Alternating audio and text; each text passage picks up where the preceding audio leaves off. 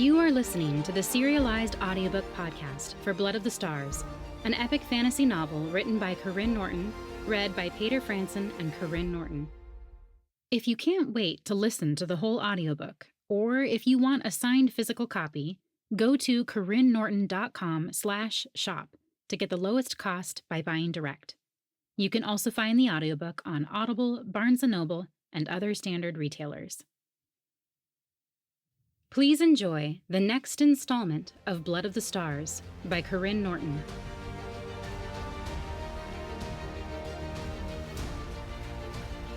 Chapter 54. Willem Windren, Eliana muttered. She glanced at Silmar, who conveniently avoided her gaze. Her heart rate picked up speed as her mind caught up with the history. You said my mother was a Windren. You're saying my family comes from the royal line? 1,000 years ago? They're saying your family is the rightful royal line. Garen's face scrunched with fury. I thought the Windren line came from some distant cousin.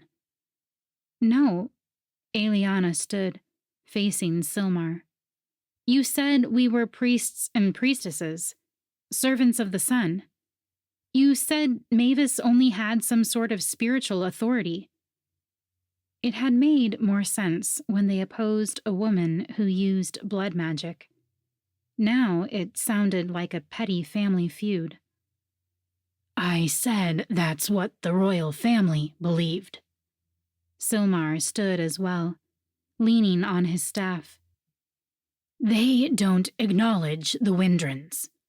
They say the Windrens lost their rights when Valen left LNS. No. Garen ran a hand through his hair. His bewildered frown settled on the fire. We don't even say that. I was never even taught about Valen's existence. You're a throne warden, not a king, Silmar snapped. Don't assume your family tells you everything. Garen reeled back from Silmar's words, stirring up a strange thread of empathy in Eliana's chest. Neither one of them had liked this story's ending. You don't care that Mavis is taking power away from Garen's family, Eliana said, slowly piecing the story together. You just care that it's not being given to my mother. The silence that followed was all the confirmation Eliana needed. I came here to get rid of my magic, she said. Garen started, his gaze flipping to her. You convinced me to learn it instead. I stayed to find my mother, to free her. But I have no interest in the Vendarin throne. You cannot convince me to pursue that. Her hands shook as she waved the idea away. Kendallin snorted. I told you she was too weak. Is that why you asked for the story? To prove some sort of point? Garen folded his arms across his chest as Kendallin's face reddened. It doesn't make her weak, Silmar said. Emerys always denied interest in the throne as well. Sometimes the ones who want it the least are the ones most suited for it. It's why I thought it best to leave this detail out. When we first found her, it was more likely to scare her away than help convince her to come. Heat spread from Eliana's chest to her limbs, her starlock burning in tandem. Sometimes you seem no different from Arvid and Vera, out to manipulate me for what you want. You might as well call yourselves zealots instead of recreants. You still want a priestess on the throne. Zealots? Garen asked. I'll explain later, Riverine mumbled. We didn't keep it from you because we were trying to manipulate you, Silmar said. You are under no obligation to take on your mother's role down the line. But we hope you will. We hope more time with us will make it what you want instead of what you fear. But I knew that fear would drive you away at the start. His words took the edge off Eliana's anger, but she still couldn't look at him. Is there anything else I should know? There's a lot, Silmar said. You were raised as a foreigner on blood magic. You know nothing of our people and culture. Nothing even of your family history. We're not trying to keep secrets from you. Any question you ask will be answered. She nodded, knowing that would have to be enough for now. Regardless of Kendallin's intentions, Aura said, or Silmar's reasons for deception, neither of you knew the story in its fullness. Now was the time for it to be told. Her soft voice permeated the air with a false sense of calm. Eliana glanced at Karyne. He watched her for a long moment, a strange sense of understanding passing between them. Instead of his smirk or glare, there was an openness that hinted at his vulnerability. It seems like Mindren would be a known harbor for the Windrens, if all that were true, Karyne said slowly. A place a throne warden would be taught to keep a close eye on. A lot can get lost in 1,000 years, Aura mused. But why would Mavis risk that association? He pressed. Perhaps she's unaware. There are places in the world that call to people because of something intrinsic in them and in that place. For you and Velden, it's the sea. For many Windrens, it's those mountains. She closed her eyes and tipped her head to the sky. Before the Great Divide, they were the closest place to the sun. Eliana glanced at Karyne, who shrugged. Others around the fire exchanged similar dumbfounded expressions. If Aura wasn't a star, she had some sort of ability to tap into the past and future in ways other people never could. And if she was a star, well, Eliana wasn't sure what that meant. I've never heard of the star being killed. Skepticism tainted Jasperus's words. I've always heard that King Melchinek died young, but it was because he'd been sickly all his life. Everyone turned to Aura, who blinked as if something was caught in her lashes. Queen Amaya communed with a handful of stars. Everyone leaned forward to catch her quiet words. Andreas and Lucian, even Reyna. King Melchinek grew jealous of both the time she spent with them and the power they displayed. Witches convinced him that Lucian's death would release his power, but they tricked Melchinek. That night, the people were too busy mourning their king to notice not a single star danced in the sky. As far as I know, that's the last time the stars came to the earth, not to commune, but to ground themselves from the skies. It was a fast from the sun's light in order to mourn the loss of Lucian. Aura's eyes were bright with unshed tears. She excused herself from the fire, leaving everyone to contemplate both the accuracy and the meaning of her story. No one spoke as the fire crackled. Winnicks howled in the distance, making Eliana wonder how Felk was faring and if he'd found a pack. A twinge of remorse nagged at her, and she glanced at Karyne, studying his unusually sober profile as he stared into the fire. If she could give second chances to dragons and Winnicks, she should be able to give them to a man, especially one who had initially shown up to protect her.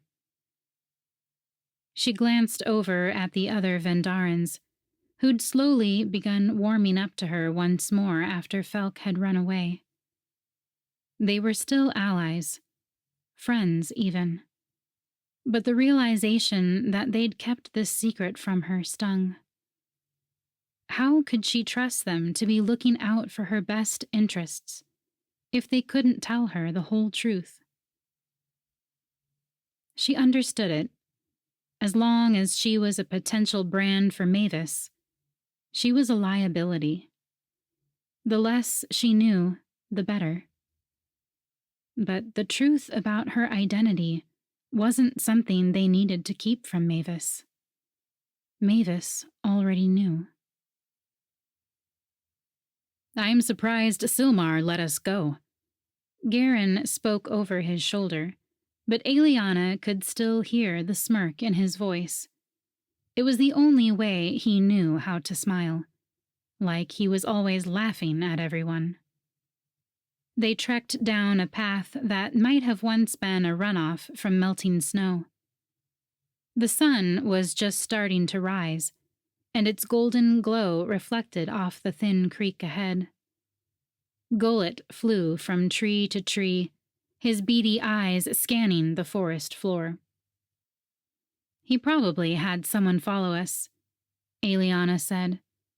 None of them fully trusted the Prince of L&S, especially after Aura's enlightening story. "I think someone's been following us for a while now," he said.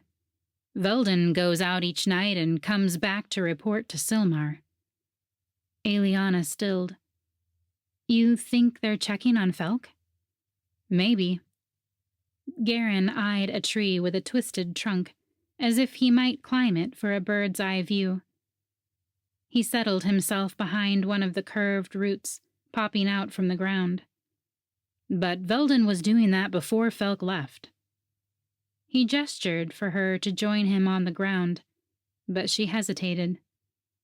The space was large enough for two if they squished. Could she even aim properly if they sat that close? "Come on," he whispered. "I'm only half Winnicks. I won't bite until the moon is full." He bared his teeth before winking at her.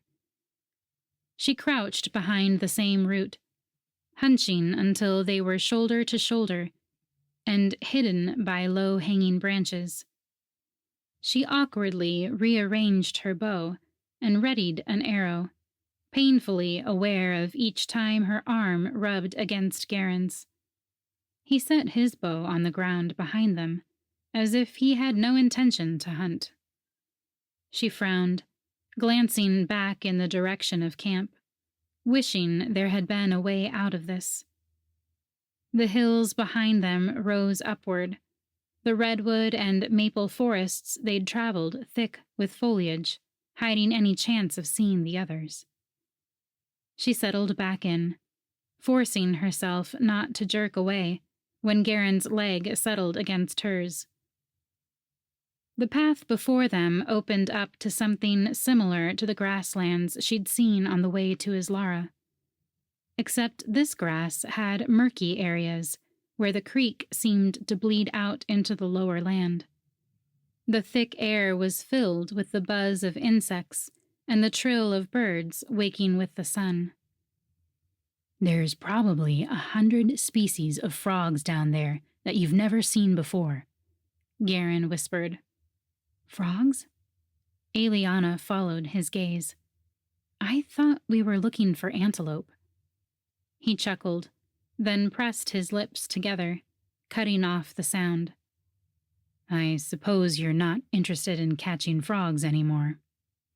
His tone turned wistful, and Eliana's curiosity flared. You said I caught tadpoles. She spoke slowly as his words came back to her. And you taught me to swim?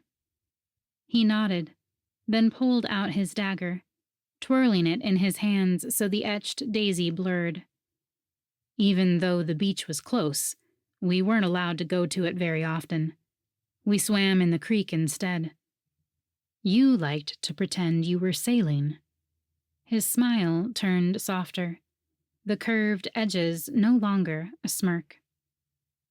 1,000 questions rose to her mind, but they all felt too personal to ask a near stranger, even if he claimed they'd once been friends. She'd despised him when he'd wanted Durrican dead, and when he'd driven away Felk.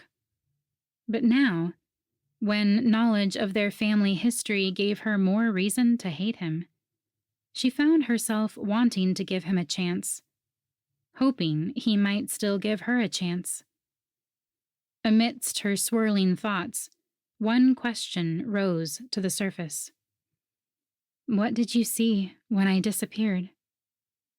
He stopped twirling the dagger, and his jaw clenched. Your mother was fighting with a woman, probably Mavis. I didn't know they were sisters back then. His eyes held an accusing glint, as if Eliana had been the one to keep that secret. Another woman and man guarded your father. You ran to him, and he used a golden arrow to escape. Only the man and woman escaped with you. I knew your father didn't have magic, and they were using... He trailed off, his eyes straying to her hands. Instinct made her grip the bow and arrow tighter, but she couldn't hide all her scars. She let him take in the ugly white lines bleeding out from her palms. They were using blood magic. She finished for him, tensing, wondering what he thought of the scars. He already treated her like glass, which was more insulting than comforting. She didn't want his pity on top of being sheltered. Do you still use it? He asked. Still? The word came out choked. Stars. Who had told him that? Probably Kendallin. No, I mean, I don't want to. I don't try to. She clamped her jaw down and let him assume the rest. So it's never appealed to you? She whipped her head to fully face him, their proximity unsettling. His eyes sparked with interest, but she couldn't tell if it was the glint of gossip or genuine curiosity. Of course not. He turned to face the wetlands once more. You're lying, he murmured, his smirk evidence that, if she was lying, he wasn't put out by it. Her face burned. It hadn't felt like a lie when she'd said it, but she supposed it wasn't the full truth. Are you using magic on me? He shrugged. It's my secondary spoke. I'm not very good at it, and we have to be touching. But anyone could have seen you didn't even believe that statement yourself. She scooted away, thankful for any reason to reduce their contact, even if sharp branches dug into her other side. I've been watching you practice, he went on, and I've been thinking about it. You can't help who raised you.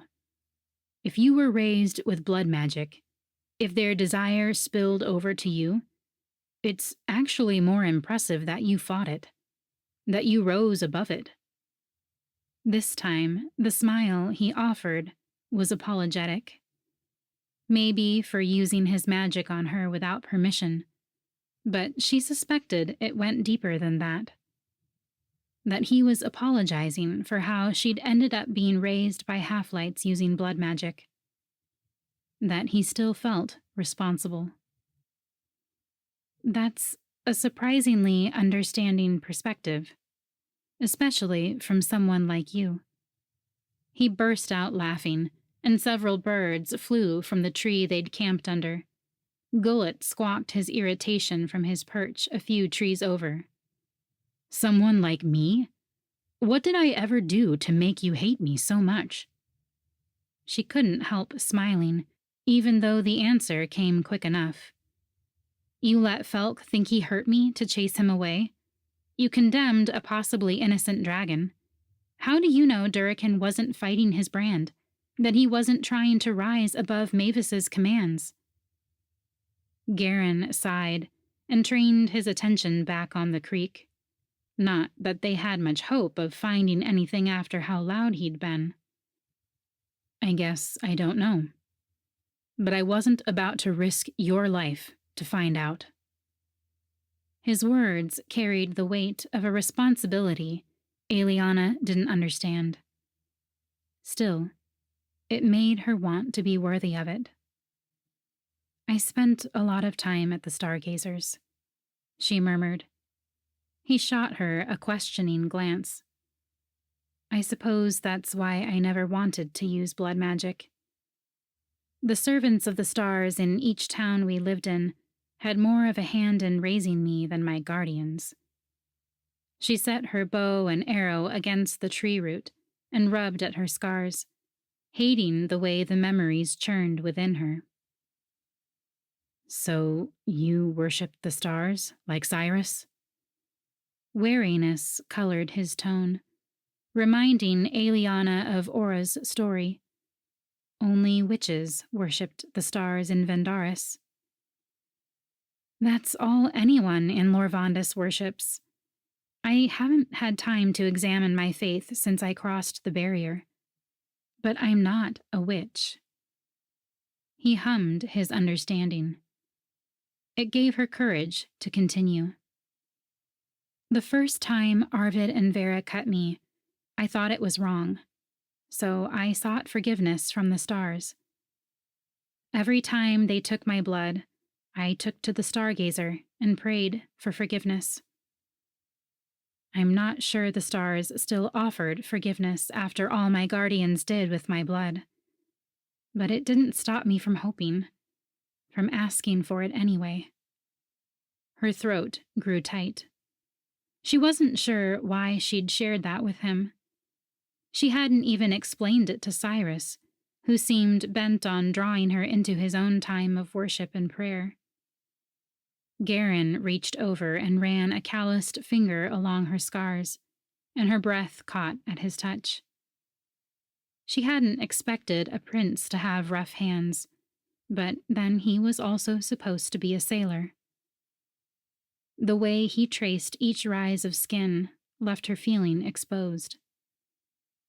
Why don't you heal them, now that you have magic to smooth them away? For a moment, the silly fear that he found them ugly rushed through her, but she didn't care what he thought. Sometimes scars are best left as reminders. They show us our weaknesses to help us grow stronger.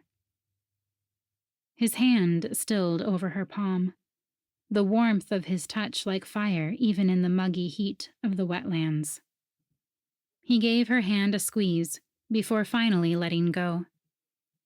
Sometimes the scars that can't be seen end up as unwelcome reminders. Aura would say I was never meant to protect you, that you needed this ripple to prepare you for the challenges ahead. Goosebumps rose with the loss of his warmth. His strange words still rang true, something she might not have said a few months ago. She's probably right. I never wanted any of this, but it seems as if the stars have a purpose in it. He grinned, and for once the arrogant tilt seemed playful instead of haughty. Or maybe the sun. How much do you want to bet that I can convert Cyrus before we reach the Mindran Mountains?" Eliana snorted. "He's too devout. Haven't you seen the way he watches Aura?" "Have you seen the way all the men watch Aura?" Both their shoulders shook with silent laughter. As Karyne turned back to study the creek, Eliana bit her lip. If he could look past her history with blood magic, who was she to judge him for his attitude toward Durakin? Or for being a loyalist? Or for being the prince, son of the king and queen bent on annihilating Eliana's family? She sighed. There were just too many things dividing them. Even if they got along from this point forward, they would never have the friendship he claimed they'd shared in the past. They'd been children. "Do you see that?" Karyne reached for his bow, then hesitated with the arrow. Eliana followed his gaze. Movement caught her eye, a dark figure, partially hidden in the shadows. The coloring seemed off for an antelope, along with the shape. A few more feet, and it would reach the sunlight, but it didn't move like an animal either. Just as Karyne drew back his arrow, Eliana gasped, pushing his arm down before he even had the chance to aim. A man ambled toward the water. A cloak covered him from the neck down, and a rough beard hid his face. The rest of his hair was cropped close to his head, but stuck up in all directions, like he hadn't combed it for days. His skin was lighter than most she'd seen in Vendaris, but she'd heard those from the East Coast had fairer skin, like Lorvandan's.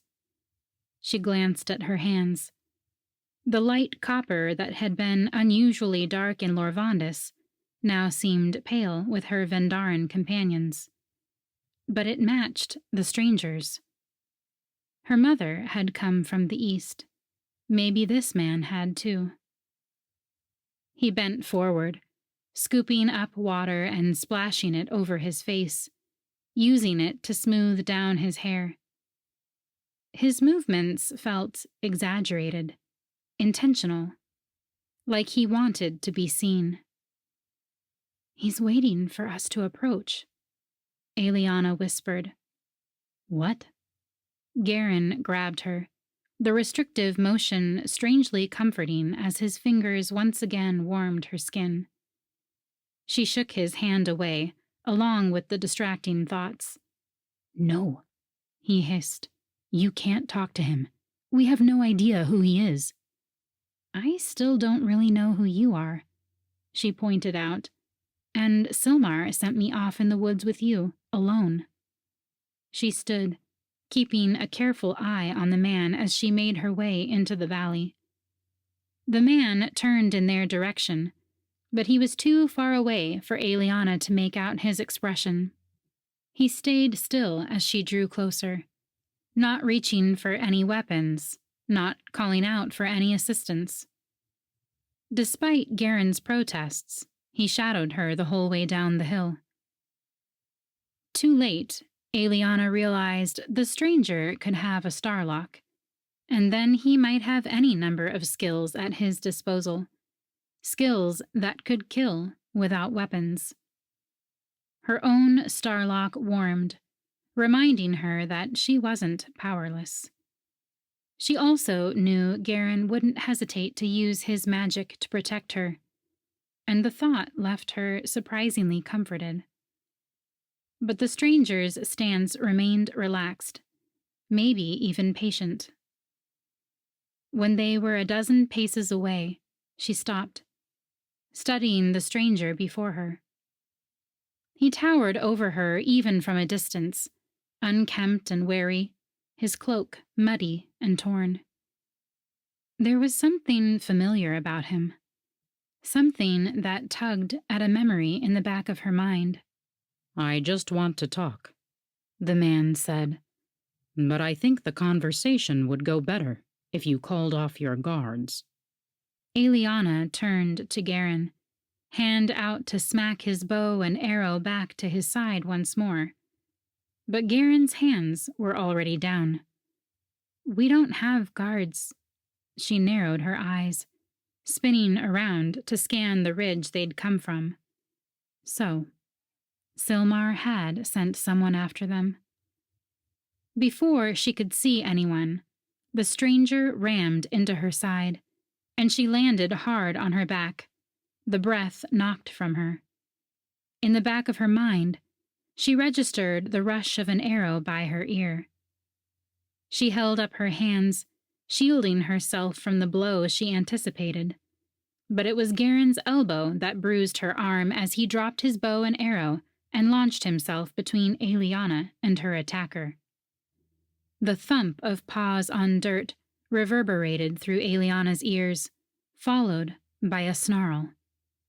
Karyne placed himself over Eliana as a human shield, but between his arm and side, she caught a flash of silver skin as the man scooted away on his backside, his hands raised in surrender to the strangely familiar Winix hovering over him. "Wait," Eliana said, even as Karyne tried shoving her farther behind him. "His hands." The Winix turned, the unmistakable tear mark on his cheek bringing a rush of emotion that clogged Eliana's throat. "He attacked you," Felk growled. The man spun his hands, a glimpse of hope in his eyes. His knuckles and wrists were covered in tattoos. "No, back at the falls. He saved my life." Eliana pushed Karyne aside and stood just as an arrow whizzed through the air, penetrating the stranger's side.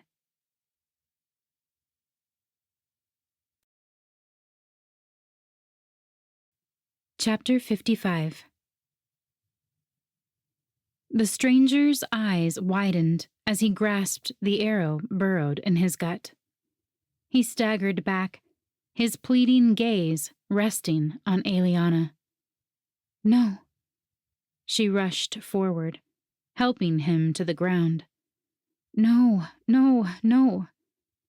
"I shouldn't have," he whispered, trailing off with a low moan. "Hush," Eliana said. Felk pulled on her arm. "Leave him. He can't be trusted." She shook his hand off. "He needs help." Not that she knew how to help him. Her fingers trembled as she ripped the man's cloak and shirt to expose the wound. There didn't seem to be much blood. That had to be good. "But he attacked you," Karyne said. "Arrow," the man croaked, reaching for his chest as if to instruct Eliana. But his focus turned to Felk, his eyes intense through his pain. "For her." Eliana froze, the man's meaning far too clear. The stranger hadn't attacked her. He'd tried removing her as a target. Felk and Karyne both stood, scanning the ridge of the valley as Felk blocked her from whoever had shot the stranger. "Go," Eliana said, voice hoarse. "Find them, and get Lukai. Hurry." Felk took off in the direction the arrow had come from, but Karyne hesitated, a strange vulnerability crossing his face. "Daisy." "It's all right. You don't need to protect me right now," she said. His eyes slid shut, and for a moment, Eliana saw the child in him, needing those words, that release of responsibility. Then he practically flew through the woods, his footsteps like thunder between the trees. Out of desperation, Eliana pushed against the red mark of her bond, willing Lukai to sense the urgency of her need, wishing she had been the one to get shot, so he could feel it from afar. She turned back to the stranger, who already looked paler.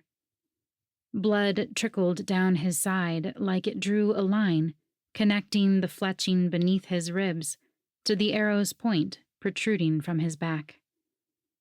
Even that small bit called to her, and she closed her eyes against its pull, mentally walking through the motions of resisting blood magic. And yet this situation felt desperate, like the night she'd cut herself and bargained with the sprites. Without blood magic, she'd be forced to sense the injuries deep inside, to stitch together everything the arrow had ripped through. She hadn't done anything that complex. Lukai had only taught her to heal minor injuries and surface cuts.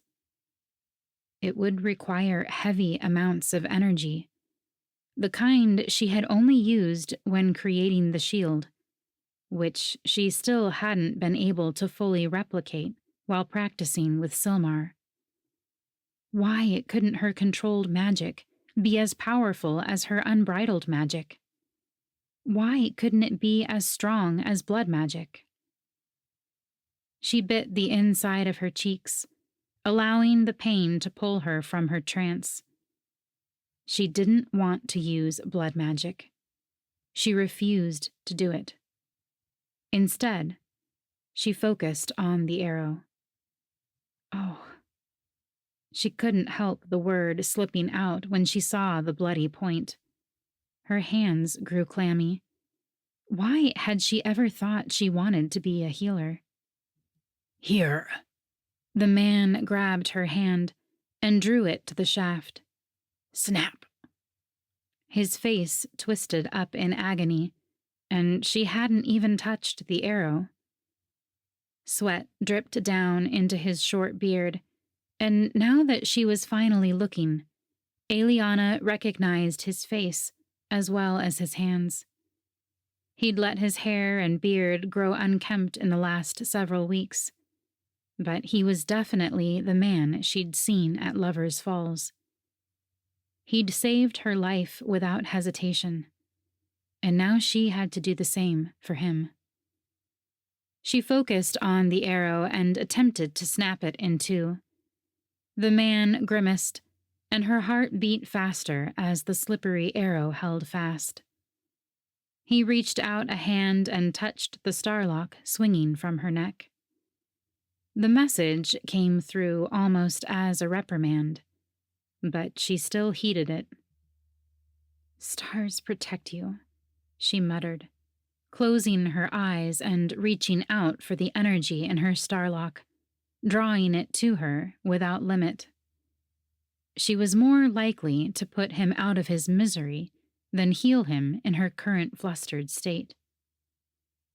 First came the euphoria, and when she would have pulled back, she let herself push a little more, reminding her body that this was a good thing. Then came the panic as her mind fought her body, a remembered response that came like breathing as the sense of wrongness built within her. Without knowing how to heal such a deep wound, she had nowhere to put the energy. It simply grew and grew deep inside, threatening to suffocate her like it had when they were still weaning her. "Please," she whispered, begging the stars to have mercy, to let the tiniest bit flow into her hands, to steady them as she worked, to guide them, because she had no idea what to do. Strength filled her limbs. That would have to be enough. Before she could second-guess herself, she snapped the arrow's shaft above the fletching. The stranger groaned at the movement, but instead of following her instinct to apologize and give him time to recover, she tilted him, his weight like a doll's as the energy flowed through her. As soon as he was far enough onto his side, she pulled the point and shaft out in one swift movement. This time, his groan progressed to a scream that made every hair on her body stand on end. Or maybe it was the way blood began to pour from both sides of the wound. Something inside her reared back, ready to pounce on this new source of energy. She gasped at its pull, scooting back as if the distance might keep her from drawing the blood's power. "Lukai!" She turned in a panic, scanning the trees. To her surprise, someone stood a dozen paces away, but it wasn't Lukai. Kendallen's face creased with anguish, but Eliana's gaze was drawn to the bow and arrow clutched in the other woman's hands. The fletchings were a perfect match for the arrow Eliana had just pulled from the stranger's body. Felk hunched next to her, almost like a guard dog holding her at bay. "I'm sorry," Kendallen whispered. Sorry she'd shot him? Sorry she'd been aiming at Eliana? No. The stranger had to have been mistaken. Kendallen still hadn't warmed up to Eliana like the others, but she would never attack her. A mix of emotions swept through Eliana, magnified by her energy store. "Come help me." Eliana ripped the man's cloak more, and soon Kendallen kneeled beside her, each of them pressing on one side of the wound. But every time they moved their hands to adjust the fabric soaking up blood, more spilled out. The man's breathing grew shallow, the sheen of sweat now covering his entire body. Still, he reached for Eliana's hand, pushing aside the fabric so he could bring her palm to his wound. She tried not to be squeamish, but placing her hand directly over his wound and letting the warm blood pour over her fingers left her queasy. Images of Arvid and Vera willfully pouring her blood into their hands, letting it seep into their skin, only intensified her nausea. In some ways, she relished the sickness. It was the only thing keeping her from bringing her other hand forward and cupping both of them beneath his wound. "Help," the man croaked. "I'm sorry," she told him. "I haven't learned enough. I don't know what else to do." As the blood ran down her fingers, her desperation grew. Would it be so wrong to use blood magic? What if it was the only way to save him? She shook her head against the thought. There had to be another way. While she debated, the man was dying before her eyes. He pressed his hand on top of hers with a surprising amount of force, then murmured something. Eliana bent close to hear him. "Give to me." For a moment, she didn't understand, but as his grip tightened, sudden clarity spread through her. He wanted her energy because he was a progeny. He could heal himself. Moving energy was the only thing she'd truly mastered. This was something she could do. She sat up with renewed purpose, closing her eyes to block out all distractions, including Kendallen's helpless tears. Her entire body tingled with the saturation of energy, and as she slowly pushed it through to the stranger, the buzz faded, like a swarm of bees leaving for their hive. At first, nothing seemed to change. The wound still poured out blood, so much that her knees now rested in a puddle of it. But then the flow lessened, and the stranger's breathing gained back its rhythm and strength. Still, Aliana released her energy, letting it pass from the heat of her starlock through her blood and into the waiting hand of the man who was no longer dying. Aliana wasn't sure how long she kneeled over his body, how long she gave him her power. It seemed like moments, but when her magic finally ran out, she felt weary, like it had been hours. The stranger's color returned, and while the wound remained, Aliana could see that he'd healed himself from the inside out, leaving only superficial wounds still oozing. Her power depleted, Aliana sat back on her heels, exhausted. But before she could pull her hand away, the older man squeezed it with renewed force. Thank you. He squinted up at her, then over her shoulder. It appears we have an audience. Aliana turned. Veldin, Silmar, Lukai, Kendallin, Garen, and Cyrus all stood in a semicircle, gaping at the scene before them. She couldn't blame their shock. Blood soaked everything, like an animal had been slaughtered. It covered her hands and trousers. She even sensed it had splashed on her face. Or maybe she'd wiped her brow and spread it across her cheek.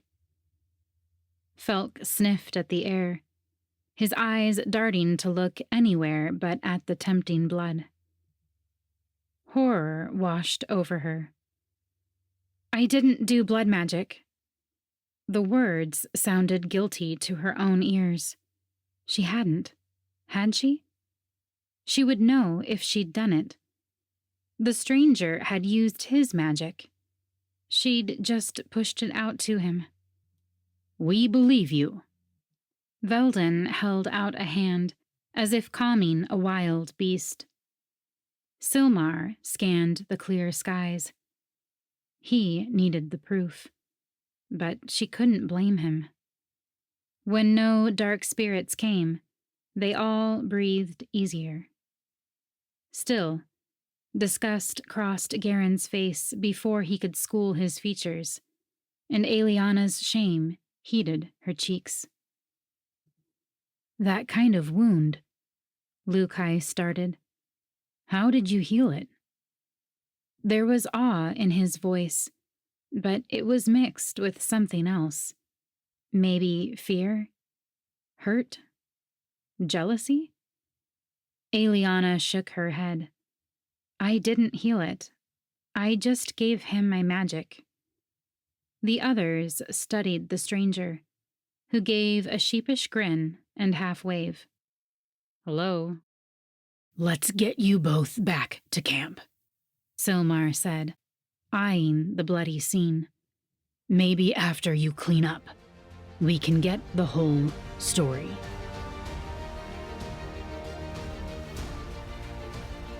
I hope you enjoyed listening to the latest installment of Blood of the Stars by Karyne Norton.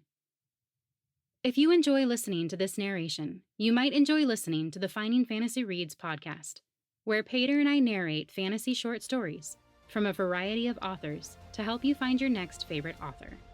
Check it out at findingfantasyreads.com. Thanks so much for listening.